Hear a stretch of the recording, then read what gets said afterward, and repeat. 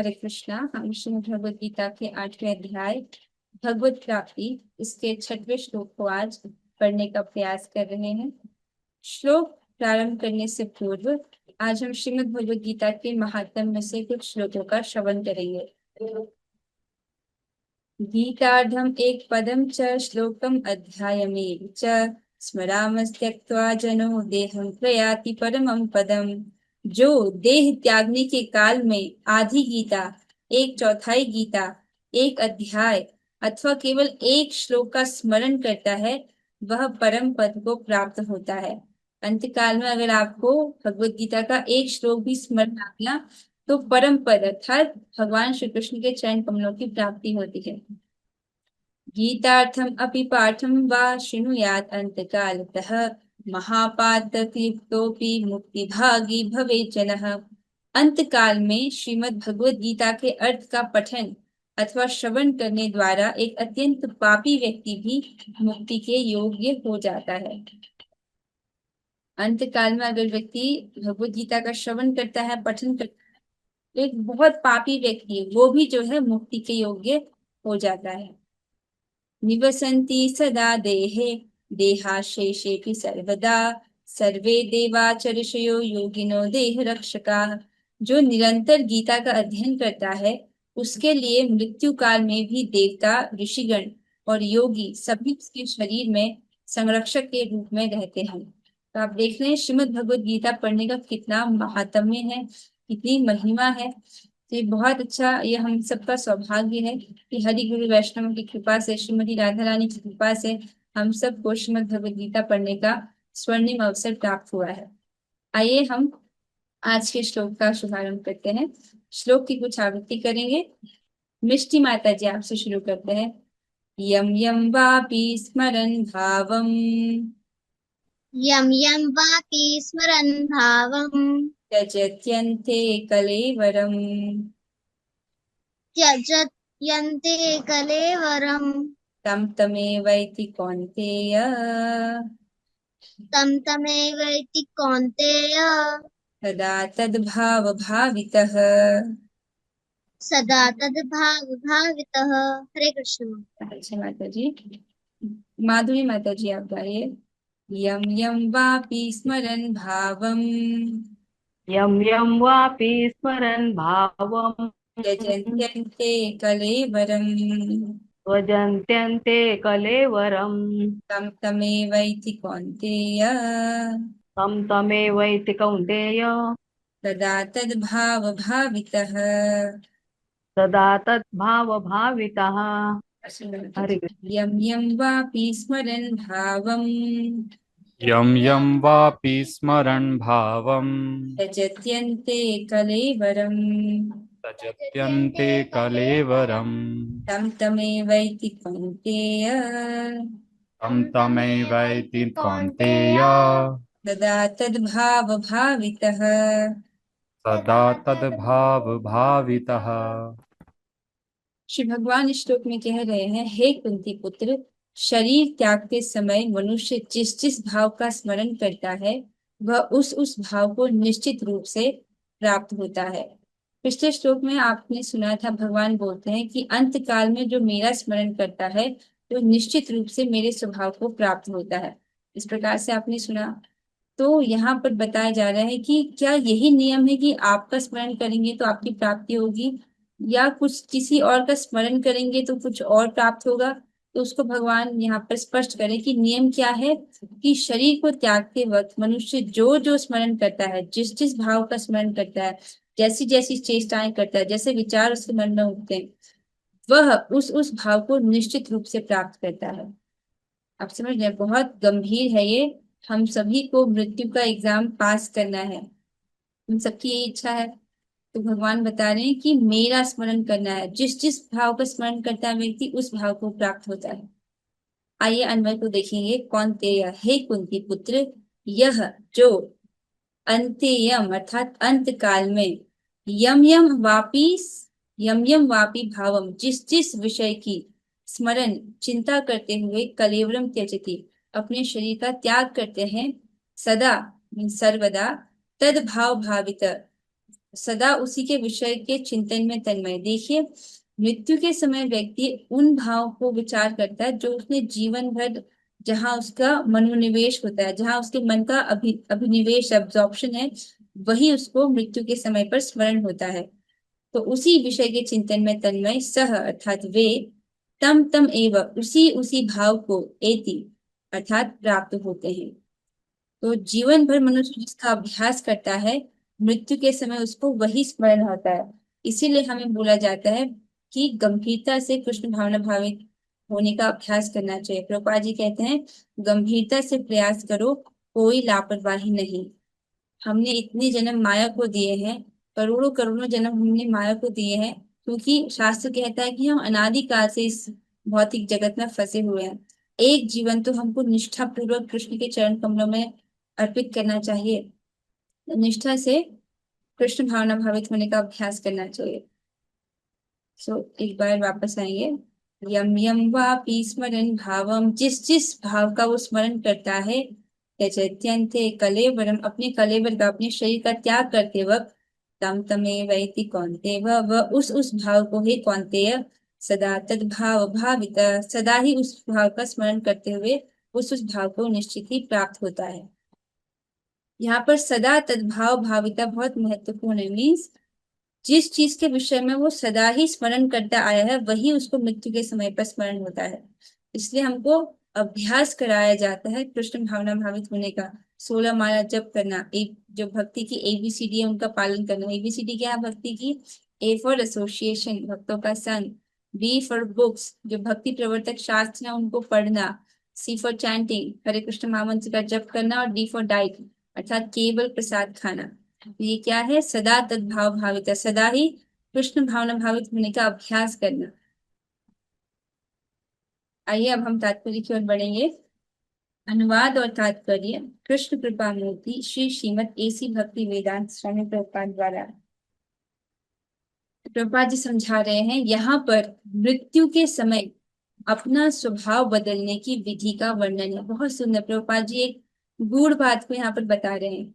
एक व्यक्ति का स्वभाव कैसा होता है? जैसे जैसे उसने कर्म किए हैं, वैसे वैसे उसके चित्त पर इम्प्रेशन रहता है, वैसी वैसी वासनाएं उसके चित्त को वासित करती हैं। कोई किसी का चित्त सतोगुणी हो सकता है, किसी का रजोगुणी हो सकता है, किसी का तमोगुणी हो सकता है, लेकिन मृत्यु के समय पर व्यक्ति अपने स्वभाव को बदल सकता है। कैसे बदल सकता है उसका वर्णन इस श्लोक में बताया गया है कि जैसे जैसे जिस जिस भाव का व्यक्ति स्मरण करता है उस भाव को प्राप्त होता है। जो व्यक्ति अंत समय में कृष्ण का चिंतन करते हुए शरीर त्याग करता है, उसे परमेश्वर का दिव्य स्वभाव प्राप्त होता है। तो कैसे अपने स्वभाव को बदलता है व्यक्ति मृत्यु के समय पर? अगर उसने कृष्ण का चिंतन किया तो अंत समय कृष्ण का चिंतन करते हुए शरीर को त्याग रहा है, उसको परमेश्वर का दिव्य स्वभाव प्राप्त होता है। तो अब तक उसने अनादिकाल से जैसा उसके चित्त का स्वभाव हो गया था, चाहे रजोगुणी तमोगुणी सतोगुणी जैसा भी उसका चित्त था, लेकिन यदि वो भगवान का स्मरण कर पाया तब उसका स्वभाव कैसा हो जाएगा? दिव्य, भगवान की तरह। किंतु यह सत्य नहीं है कि यदि कोई मृत्यु के समय कृष्ण के अतिरिक्त और कुछ सोचता है तो उसे भी दिव्य अवस्था प्राप्त होती है। हमें इस बात पर विशेष ध्यान देना चाहिए। मृत्यु के समय कृष्ण के अतिरिक्त अगर कुछ और सोच रहा है, मान लीजिए इस माइक जगत जगत के बारे में सोच रहा है, माया के विषय में सोच रहा है, तब तो उसकी जो दिव्य अवस्था प्राप्त होगी ऐसी कोई गारंटी नहीं है। हमें इस बात पर विशेष ध्यान देना चाहिए। तो फिर कोई मन की सही अवस्था में किस प्रकार मरे? महापुरुष होते हुए भी महाराज भरत ने मृत्यु के समय एक हिरण का चिंतन किया, अतः अगले जीवन में हिरण के शरीर में उनका देहांतरण हुआ। ये बहुत गंभीर घटना का यहाँ पर वर्णन कर रहे हैं प्रभुपाद जी।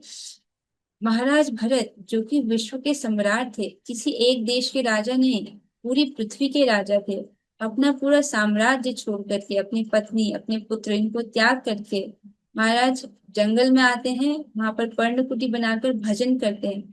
यहाँ तक कि वो अपने भजन में इतने उन्नत हो जाते हैं कि उनके शरीर में अष्ट सात्विक विकार तक उत्पन्न होने लगते हैं। उस तरह से क्या हुआ, उनकी एक हिरण के प्रति आसक्ति के कारण उनका पतन हो जाता है। हम सभी ने इसको कक्षा में पढ़ा है, भरत महाराज की कथा को आप लोगों को स्मरण होगा। तो एक हिरण के प्रति आसक्ति के कारण उनका पतन हो जाता है, और क्या होता है, अगले जन्म में उनको हिरण की योनि स्वीकार करनी पड़ती है। वो जंगल में अपने हिरण को ढूंढ रहे थे, हिरण को ढूंढते ढूंढते वो गिर पड़े और उनकी मृत्यु हो गई। अब क्योंकि अंतकाल में वो हिरण का ही स्मरण कर रहे थे, इस कारण उनको हिरण के ही हिरनी के गर्भ से जन्म लेना पड़ा, एक हिरण का ही शरीर धारण करना पड़ा। तो ये कितना गंभीर है। एक मूर्खता का परिणाम एक और भौतिक जन्म हो सकता है। यद्यपि हिरण के रूप में उन्हें अपने विगत कर्मों की स्मृति थी, किंतु उन्हें पशु शरीर धारण करना ही पड़ा। तो इस नियम को आप देख रहे हैं, भले उनको हिरण का जन्म मिला, भगवान की कृपा से उनको अपने पूर्व जन्म की सब स्मृति रही। उनको कितना पछतावा भी हुआ था कि अरे मैंने तो पूरा राजपाट त्याग दिया था, कामिनी कांचन सब कुछ त्याग दिया था, मैं एक हिरण की आसक्ति से मेरा पतन हो गया। उनको सब स्मृति थी, लेकिन इस नियम के तहत कि जो भी जिस जिस भाव का स्मरण करता है उस भाव को प्राप्त होता है, उसी के तहत उनको एक पशु का शरीर जो है वो धारण करना पड़ा। निसंदेह मनुष्य के जीवन भर के विचार संचित होकर मृत्यु के समय उसके विचारों को प्रभावित करते हैं, अतः उस जीवन से उसका अगला जीवन बनता है। तो ये मनुष्य जीवन क्या है? मनुष्य जीवन अगले जीवन की तैयारी है। और प्रभुपाद जी समझा रहे हैं कि जीवन भर के जो भी उसने विचार सोचे हैं, जिस चीज का स्मरण किया, जिसका अभ्यास किया है, वही मृत्यु के समय जो है उसके विचारों को प्रभावित करते हैं। मृत्यु के समय व्यक्ति को शरीर में बहुत कष्ट होता है, वात कफ पित्त ये सब इम्बैलेंस हो जाते हैं, तो उसका मन पर भी नियंत्रण नहीं रहता। ऐसे में जो विचार उसने जीवन भर सोचे हैं, जिसका अभ्यास उसने जीवन भर किया है, वही उसके मनस पटल पर छाता है। तो और इसी से उसका अगला जीवन बनता है। देखने में बहुत गंभीर है। अगर कोई इस जीवन में सतोगुणी होता है और निरंतर कृष्ण का चिंतन करता है, तो संभावना यही है कि मृत्यु के समय उसे कृष्ण का स्मरण बना रहे। इससे उसे कृष्ण के दिव्य स्वभाव को प्राप्त करने में सहायता मिलेगी। अब यहाँ पर प्रभुपाद जी कह रहे हैं कि पहले हमको सतोगुण का अनुशीलन करना होगा, ठीक है, क्योंकि जो रजोगुण है और तमोगुण है ये भक्ति में सहायक नहीं होते। तमोगुण होता है तो व्यक्ति निद्रा और आलस्य में फंस जाता है, रजोगुण होता है तो व्यक्ति अनेक प्रकार की इच्छाओं में फंस जाता है, लेकिन सतोगुण जो है वो भक्ति में सहायक होता है। इसलिए प्रभुपाद जी कह रहे हैं कि प्रभुपाद जी बताते हैं कि पहले एक व्यक्ति को सतोगुण तक ऊपर उठना होता है, उसके बाद उसको उच्चतर बातें समझाई जाती हैं। रजोगुण और तमोगुण में व्यक्ति इन दिव्य बातों को नहीं समझ सकता है। तो सतोगुणी होने के लिए पहले प्रभुपाद जी कह रहे हैं और फिर निरंतर कृष्ण का चिंतन करता है, तो ऐसी संभावना है कि वो मृत्यु के समय कृष्ण का स्मरण कर सके। तो यहाँ पर देखिए आप, उदाहरण दिया जाता है सतोगुणी सतोगुणी चित्त, रजोगुणी चित्त और तमोगुणी चित्त। यहाँ पर एक आपको बस समझाने के लिए एक चित्र बनाया गया है ताकि आप इसको समझ पाए। चित्त की जो भी अवस्था हो, कोशिश करना चाहिए कि हम सतोगुण का अनुशीलन करें, ताकि व्यवहारिक रूप से ऑपरेशनल मोड पे हम सतोगुण में रहें। और क्योंकि वो सारे कार्य भगवान के लिए होते हैं, तो वो सभी कार्य दिव्य चेतना में हो जाते हैं। जैसे अगर आप स्नान भी कर रहे हो तो ये भगवान की भक्ति के लिए है, तो वो स्नान करना भी एक दिव्य कार्य हो गया, क्योंकि बिना स्नान किए आप ठाकुर जी के लिए भोग नहीं बना सकते हो। वो स्नान करना भी भक्ति का कार्य हो गया और वो भी दिव्य चेतना का कार्य हो गया। लेकिन ऑपरेशन में वो कैसा कार्य है? एक सतोगुणी कार्य है। सतोगुणी जीवन के विषय में यहाँ पर संक्षिप्त में कुछ बातें लिखी गई हैं। वैसे तो बहुत सारी चीजें, बट कुछ कुछ छोटी छोटी बातें जो ध्यान रखनी है। सतोगुणी जीवन का अर्थ होता है नियमित जीवन जीना, एक रेगुलेटेड जीवन होना, सतोगुणी आहार ग्रहण करना, कम से कम दिन में 2 बार स्नान करना। वैसे भक्तों के लिए 3 बार स्नान बोला जाता है, लेकिन प्रभुपाद जी इसको तात्पर्य में कहते हैं कि एक भक्त कम से कम दिन में 2 बार स्नान तो अवश्य करता है, सुबह और संध्या में। और ब्रह्म मुहूर्त में उठना, ये भी बहुत महत्वपूर्ण है। मुझे लगता है कि ये तो आसान ही है और आप इसको कर पाते हैं, इसमें कोई कठिनाई नहीं होगी। हो सकता है छोटे बच्चों को जल्दी उठने में परेशानी हो, पर अब आप जितने भी बजे उठ पा रहे हो, मुझे लगता है सूर्योदय से पहले ही उठ जाते होंगे बच्चे भी यहाँ पर, है ना मिष्टी माता जी? आप सूर्योदय से पहले उठ जाते हो, सनराइज से पहले? Very good very good. बच्चों को कम से कम सूर्योदय से पहले उठ जाना चाहिए।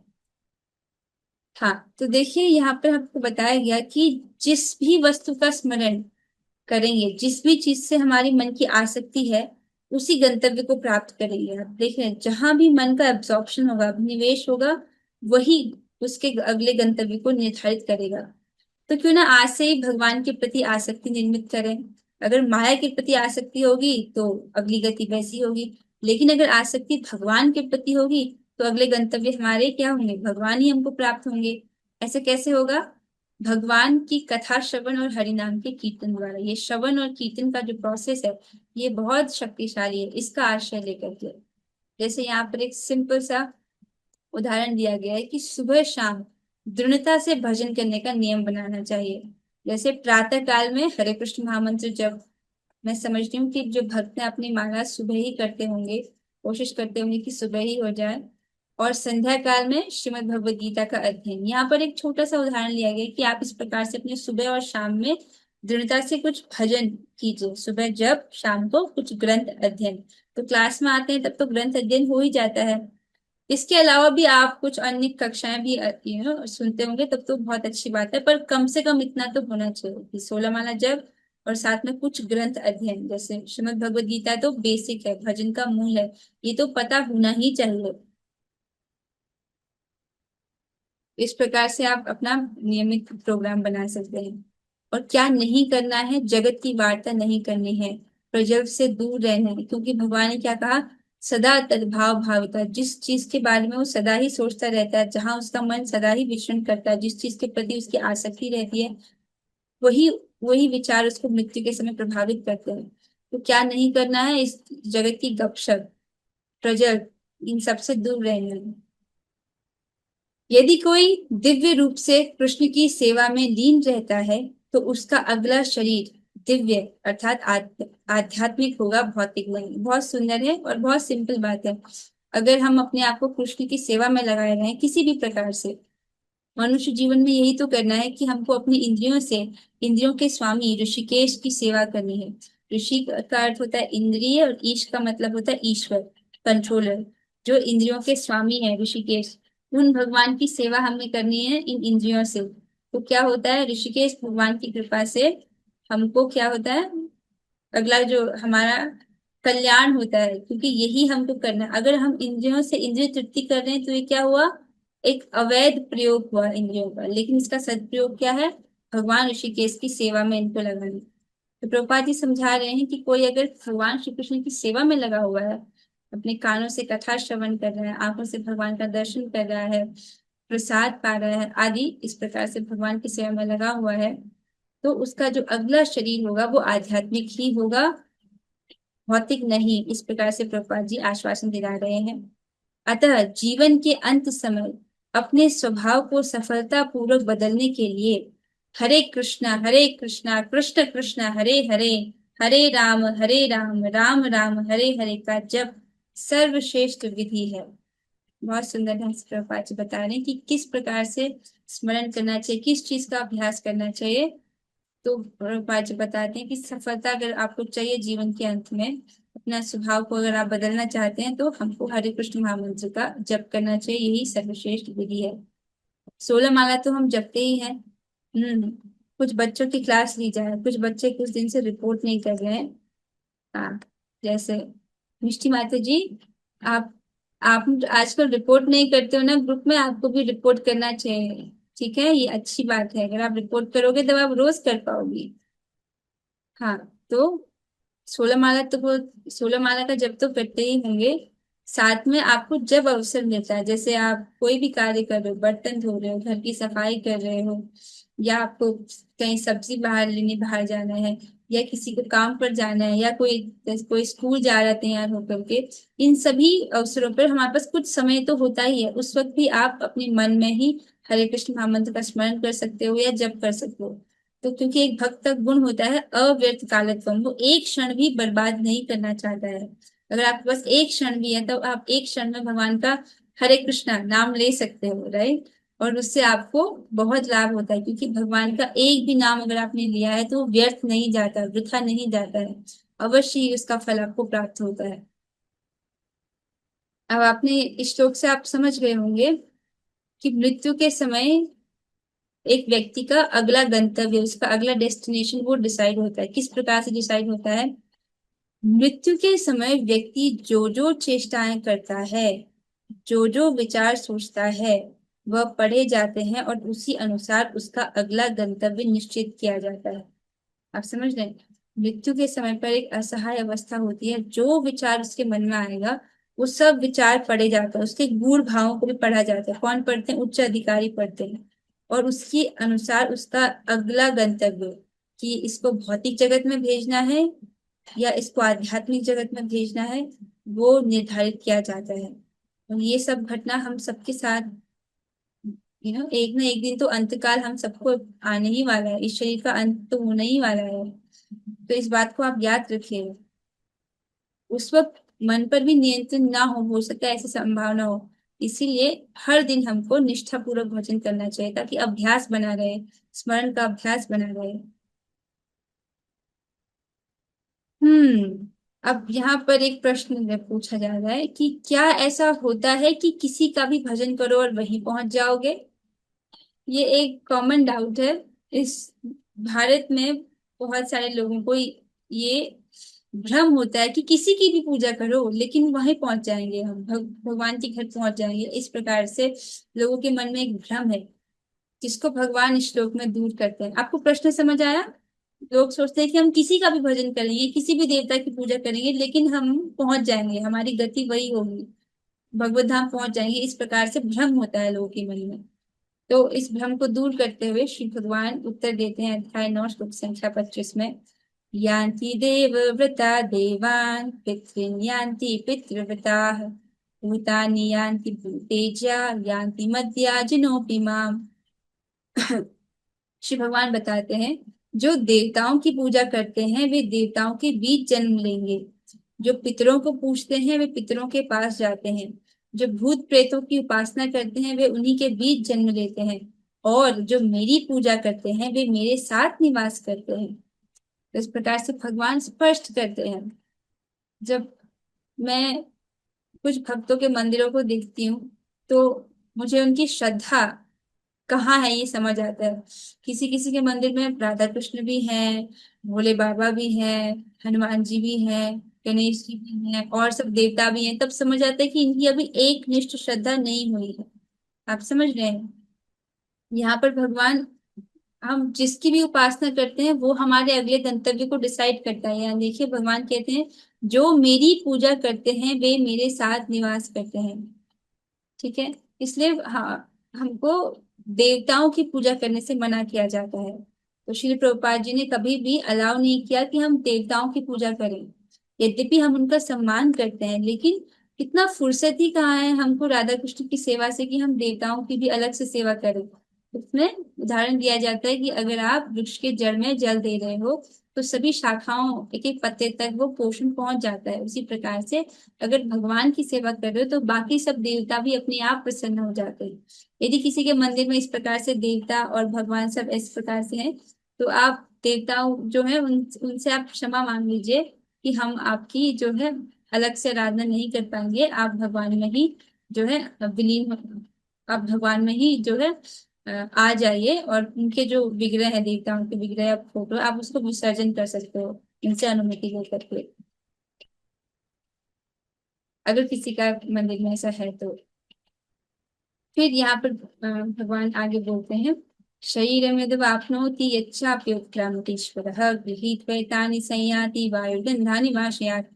ये श्लोक श्रीमद् भगवद गीता के 15वें अध्याय पुरुषोत्तम योग से लिया गया है, उसका 8वां श्लोक है, जिसमें भगवान इस प्रक्रिया का वर्णन करते हैं कि कैसे एक जीव दूसरे देह को स्वीकार करता है, ऐसा किस प्रकार होता है। तो भगवान समझाते हैं, इस संसार में जीव अपनी देहात्मक बुद्धि को एक शरीर से दूसरे में उसी तरह ले जाता है जिस प्रकार वायु सुगंधि को ले जाती है। जैसे एक फूल की, अगर आप किसी बगीचे में खड़े हो जिस बगीचे में बहुत सुंदर सुंदर पुष्प खिले हैं, इनकी सुगंध आ रही है, तो वो सुगंध जो वायु है, हवा है, उसको एक जगह से दूसरी जगह लेकर जाती है सुगंध को। उसी प्रकार से व्यक्ति जो है एक देह से दूसरे देह में अपनी देहात्मक बुद्धि को लेकर जाता है। आप समझ रहे हैं? इस प्रकार वह एक शरीर धारण करता है और फिर इसे त्याग कर दूसरा शरीर धारण करता है, क्योंकि आप जानते हो कि जो हमारा स्थूल शरीर है वो तो छूट जाता है, लेकिन जो सूक्ष्म शरीर है वो हमारे साथ जाता है अगले अगले उसमें। अगर भगवत धाम की प्राप्ति करनी है तब तो हमको दोनों देह को त्याग करना पड़ेगा ना, अपना स्थूल देह भी और सूक्ष्म देह भी।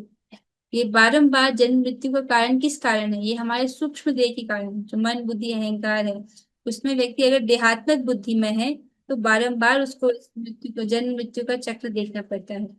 तो देहात्मक बुद्धि से ऊपर उठना होगा। देहात्मक बुद्धि क्या है? अपने आप को शरीर समझना। तो देहात्मक बुद्धि से ऊपर उठना अर्थात आध्यात्मिक चेतना में होना, अपने आप को आत्मा समझना और आत्मा वाले कार्य करना। आत्मा वाले कार्य क्या है? भगवान का नाम जप, भगवान की कथा श्रवण, भगवान का प्रसाद खाना, भगवान को प्रणाम करना, इस प्रकार से आत्मा वाले कार्यों में अपने आप को लगाना। ठीक है, मुझे लगता है स्पष्ट हो रहा होगा। ओके, तो ये इस प्रश्न का उत्तर तो हो गया कि किसी का भी भजन करो उससे भगवत धाम की प्राप्ति नहीं होती है। हमको भगवान का ही मामेव भगवान की ही शरण में जाना है। अच्छा, अब यहाँ पर एक प्रश्न पूछा जा रहा है कि यदि कोई मेरे साथ बुरा व्यवहार करे तो कैसे इस स्थिति में कृष्ण का स्मरण कर सकते हैं?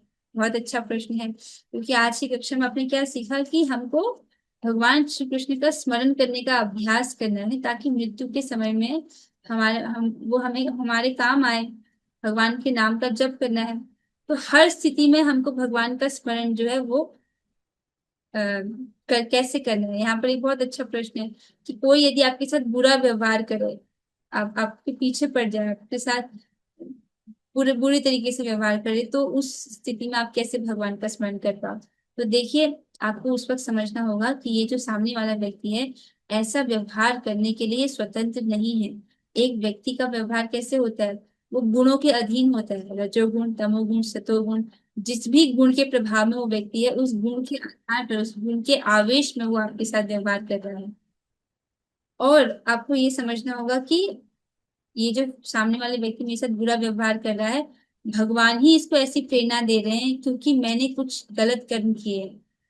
जो भी हमारा कर्म है वो भगवान भुगवाते हैं, वो भोग कराते हैं जीवात्मा को। जो भी उसने अच्छा या बुरा कर्म किया है भगवान उसको भोग करवाते हैं। तो आपको समझना होगा कि सामने वाला जो व्यक्ति है भगवान उसको ऐसी प्रेरणा दे रहे हैं कि वो मेरे साथ गलत व्यवहार करे, लेकिन जितना ये बुरा करता उससे कम ही कर रहा है, क्योंकि श्री भगवान मुझ पर दयालु हैं। मेरे प्रारब्ध के अनुसार तो मुझे बहुत ज्यादा मिलना चाहिए था कष्ट, लेकिन भगवान दयालु हैं इसलिए मुझे कम मिल रहा है, कम कष्ट मिल रहा है। इस प्रकार से इस स्थिति में भी भगवान का स्मरण किया जा सकता है। ठीक है, अब एक भक्त का प्रश्न है, उनके भक्त के प्रश्न को देख लेते हैं। हरे कृष्ण माता जी, मृत्यु के समय जो भी विचार आते हैं उस पर जीव का कोई कंट्रोल नहीं होता है ना? जैसे अगर जीव ने अपने जीवन का ज्यादा समय सतोगुण में बिताया है तो उसे सतोगुणी विचार ही आएंगे। रजोगुण में बिताया है तो रजोगुणी विचार आएंगे, एक्सेट्रा। सदा तद्भाव भाविता में भगवान ये बताते हैं कि जिस विचारों को जैसा जैसा उसने हमेशा अभ्यास किया है, जिन जिन बातों का स्मरण करने का अभ्यास किया है, वही भाव जो है उसको मृत्यु के समय प्रभावित करते हैं। जिस चीज का अभ्यास उसने पूरे जीवन भर किया है वही उसको अब मृत्यु के समय इसके विचारों को प्रभावित करता है। तो हाँ, आपके दूसरे वाले प्रश्न का उत्तर हाँ है कि जैसे जैसे व्यक्ति विचार करता है उसी जीवन भर जिनका उसने अभ्यास किया है वो उसकी मृत्यु के समय पर प्रभावित करते हैं उसके विचार को। और आपका प्रश्न था कि विचार की मृत्यु के समय जीव का कोई कंट्रोल नहीं होता है ना? मुझे मृत्यु का कोई अनुभव अपना याद नहीं है, पर मैं किसी दूसरी माता जी के मृत्यु के अनुभव से आपको बता सकती हूँ। एक माता जी ने अपने मृत्यु के निकट का अनुभव अ, हम सबके साथ भक्तों के साथ शेयर किया था। तो उन्होंने बताया था कि मृत्यु के समय पर वो अपने मांसपेशियों का नियंत्रण नहीं कर पा रही थी। उन्हें इतना तो याद था कि मृत्यु के समय किसी का तो स्मरण करना चाहिए, पर किसका स्मरण करना चाहिए वो इस बात को भूल गई थी। उनके उनके दृष्टांत से मुझे यही याद आ रहा है। तो कंट्रोल होता है या नहीं होता है इसका तो मुझे नहीं पता माता जी, लेकिन मैंने ये सुना है कि मृत्यु के वक्त बहुत कष्ट होता है जीवात्मा को। उस वक्त वो अपने शरीर पर भी उसका नियंत्रण नहीं होता, वो बोलना चाहता है, उसका गला रुक जाता है, ऐसा सुना है। लेकिन अच्छी बात यह है कि जीवन भर जिस चीज का अभ्यास किया है वो चीज उसके विचारों को प्रभावित करते हैं। तो हम इसमें से अच्छी बात ले सकते हैं कि जीवन भर कृष्ण भावनामृत का अभ्यास करेंगे तो स्वाभाविक है कि हम अंत काल में भगवान का स्मरण कर पाएंगे। आशा है आपको आपके प्रश्न का उत्तर मिला होगा। हाँ, एक और प्रश्न है कि बीमारी के समय भगवान को कैसे स्मरण करें। कोई बीमार है, जीवन में कष्ट आ रहा है, तो कैसे स्मरण करें। देखिए, आपको ऐसे समझना होगा कि मुझे मेरे कर्मानुसार तो बहुत बड़ा कष्ट झेलना था, पर क्योंकि मैंने भगवान की भक्ति का आश्रय लिया है, नाम प्रभु का आश्रय लिया है, इसीलिए कष्ट जो है ये बहुत कम होकर आ रहा है। इस प्रकार से हर स्थिति में भगवान की कृपा को ही देखना। हो सकता है एक व्यक्ति के जीवन में कष्ट आ रहे हैं और वो भगवान को दोष दे, अब ये बहुत बड़ी मूर्खता है। भगवान किसी को भी कष्ट नहीं देते हैं, ये हमारे ही कर्म है जिसके कारण हमको दुख झेलना पड़ता है। अगर हम भगवान को दोष देते हैं तो क्या होगा। मान लीजिए आप एक बहुत बड़ा चेक आपको मिला था, आपने उसको डस्टबिन में डाल दिया, बहुत बड़ी भगवान की कृपा को डस्टबिन में डाल दिया। ऐसा होगा अगर कोई व्यक्ति भगवान पर दोष निकाले तो। भगवान में विषमता का गुण है ही नहीं, वो किसी के साथ भी पक्षपात नहीं करते हैं। हमारे कर्मानुसार हम दुख और सुख का अनुभव करते हैं। अगर कष्ट आ रहा है उसके उसमें भगवान को दोष बिल्कुल नहीं देना चाहिए। आप समझ रहे हैं, भगवान की गलती नहीं है, गलती हमारी ही है। पर क्योंकि भगवान हम पर दयालु है, कृपालु है, इसलिए वो कष्ट बहुत बड़ा होकर आने वाला था, वो बहुत कम होकर के हमको प्राप्त हो रहा है। इस बुद्धि से व्यक्ति को उस स्थिति में भी भगवान की कृपा ही देखनी चाहिए और इस प्रकार से भगवान का स्मरण करना चाहिए। ठीक है। अब एक भक्त का प्रश्न है, मुझे महेश पंडित प्रभु जी कुछ प्रश्न पूछना चाहते हैं। महेश पंडित प्रभु जी, आपने हैंड रेस किया था, आपको कुछ प्रश्न पूछना है। आप अपने आप को अनम्यूट कर सकते हैं प्रभु जी। हाँ, हरे कृष्णा माता जी, दंडवत प्रणाम माता जी। माता जी, सूक्ष्म शरीर त्यागने के बाद वो कहाँ जाता है माता जी? क्योंकि हमको भगवत धाम जाने के लिए दोनों को त्यागना जरूरी है। स्थूल तो समझ गया, सूक्ष्म शरीर त्यागने के बाद वो कहाँ जाएगा बाद में? वो आप कहना चाहते हो कि ये सूक्ष्म शरीर कहाँ चले जाता है। हाँ। पहली बात प्रभु यस। जी, जब जब मृत्यु होती है तब हम इस शरीर को तो त्याग देते हैं, लेकिन जो सूक्ष्म शरीर जब त्यागा जाता है उसको आत्यंतिक प्रलय कहते हैं। कि उसके बाद अब ये इस ओके। आत्मा का दोबारा से इस भौतिक ब्रह्मांड में जन्म नहीं होगा। तो जितना शास्त्र से मैंने पढ़ा है कि सूक्ष्म शरीर गल जाता है, बाद में वो कहाँ जाता है वो छूट जाता है, लेकिन कहाँ जाता है इस विषय में मुझे जानकारी नहीं है। मैंने इतना पढ़ा है कि भक्ति हाँ। करते करते सूक्ष्म शरीर जो है वो गल जाता है, ऐसे शब्द मैं स्मरण कर पा रही हूँ। ओके। ओके माता जी, ओके, हरे कृष्णा। ओके। वापस आएंगे हम प्रसंग पर।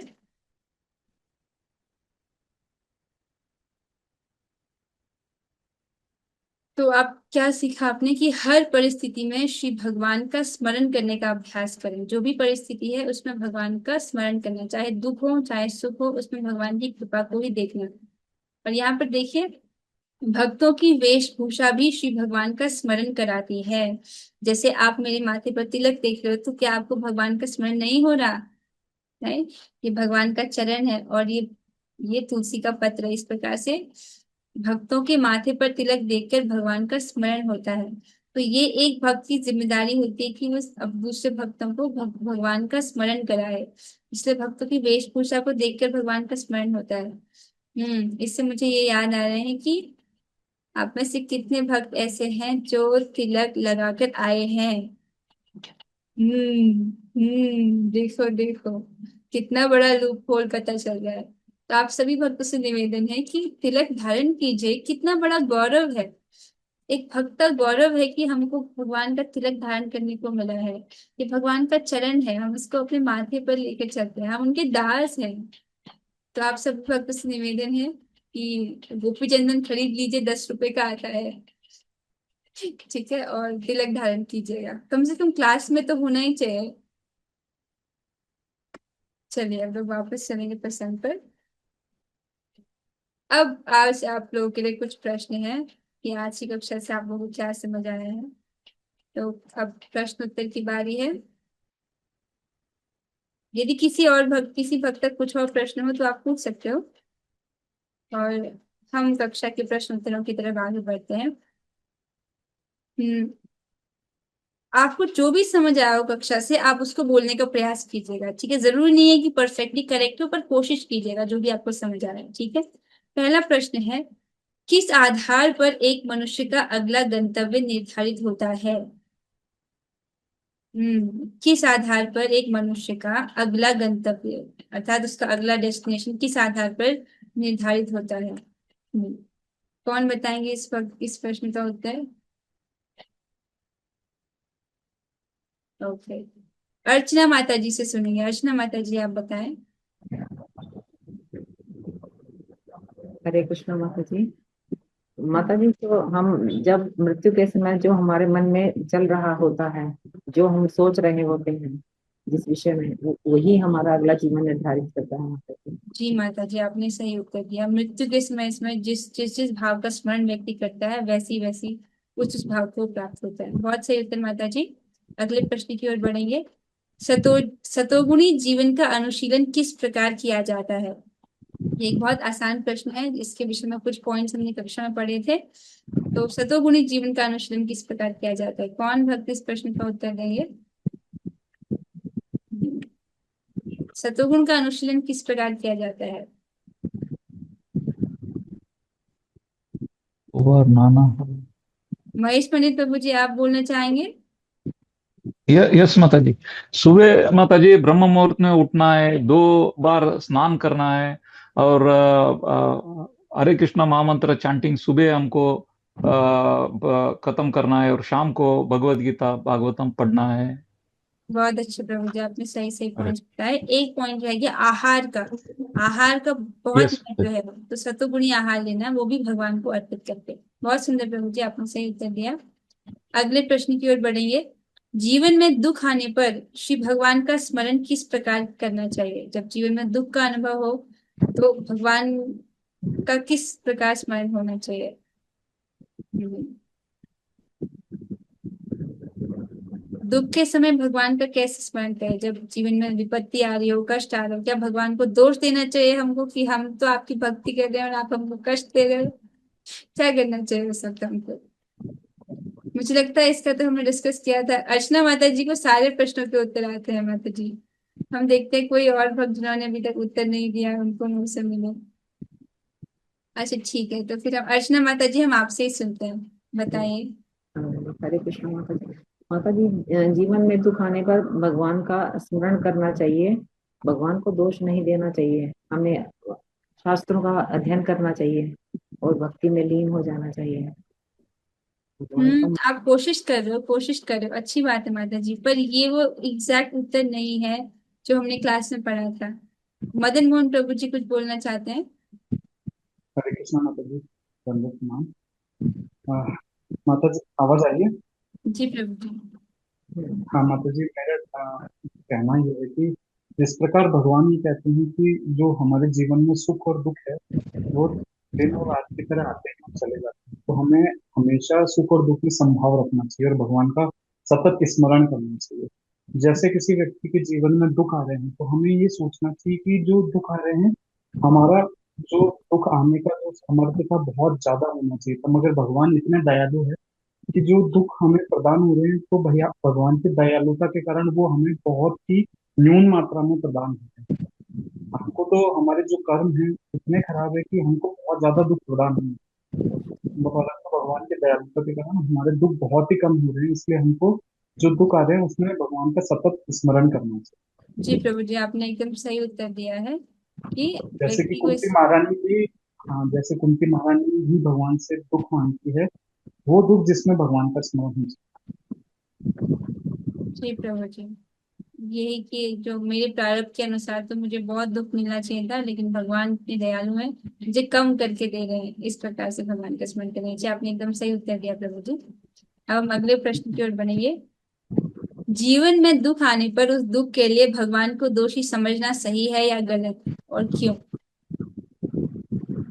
जीवन में दुख आ रहे हैं, कोई व्यक्ति भगवान को दोष दे रहा है, क्या ये सही है या गलत?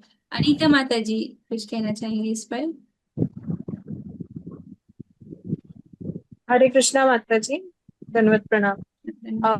जीवन में दुख आते हैं तो उसके लिए भगवान को जिम्मेदार नहीं ठहराना चाहिए। ये दुख हमारे ही कर्मों के वजह से हमें मिलते हैं, जो हमने कई जन्मों में किए हैं।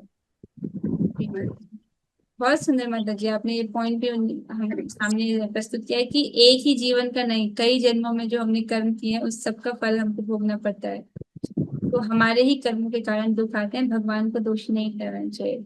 अगर हम दोषी भगवान को ठहरा रहे हैं तब हम बहुत बड़ी कृपा प्राप्त करने से अपने आप को वंचित कर रहे हैं। बहुत सुंदर उत्तर माता जी।